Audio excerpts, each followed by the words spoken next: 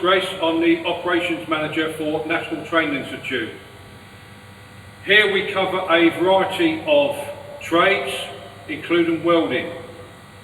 In this day and age, our trainees expect a certain level of technology to be deployed.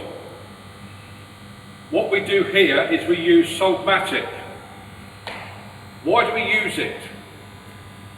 If we use the traditional methods, what we need is the trainees in a booth practicing and practicing and practicing.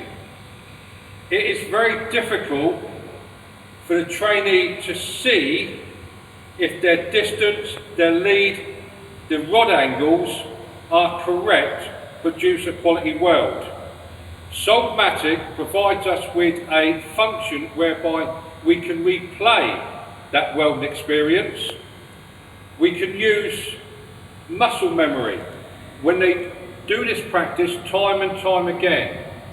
Why do we need to achieve this? We need to achieve this to affect quality welds. It reduces consumable costs and can speed up the process by which you can get someone qualified. The single biggest benefit from using technology such as this is that it enables the trainee to get good quality feedback on the weld they've just produced. It's not just about, is it cosmetically pretty? Soldamatic can also give us the penetration expectation for that weld.